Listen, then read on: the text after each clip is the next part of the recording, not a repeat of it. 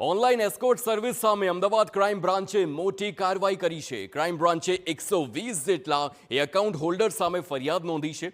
યુવતીઓના photo અને morph કરેલા nude ફોટાનો ઉપયોગ કરીને પુરુષોને આકર્ષતા અને તેમની સામે છેતરપિંડી પણ કરતા હોવાનું સામે આવ્યું.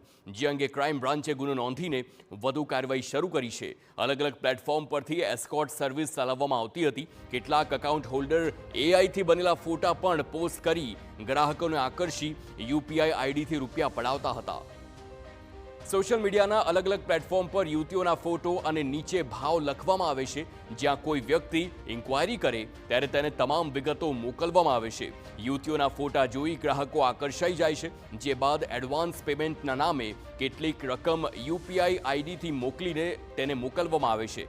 જ્યારે કોઈ વ્યક્તિ પૈસા આપે તે બાદ તે વ્યક્તિને બ્લોક કરી છેતરપિંડી કરવામાં આવતી હતી.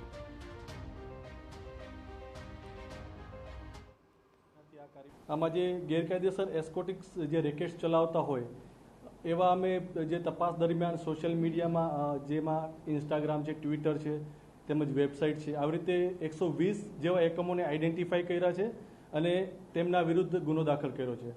આ જેટલા પણ ઇન્સ્ટાગ્રામ એકાઉન્ટ હતા, ટ્વિટર્સ હતા અથવા તો જે વેબસાઇટ હતી એના ઉપર ઘણા જ મહિલાઓના અશ્લીલ ફોટોઝ તેમજ વિડીયો મળેલા છે.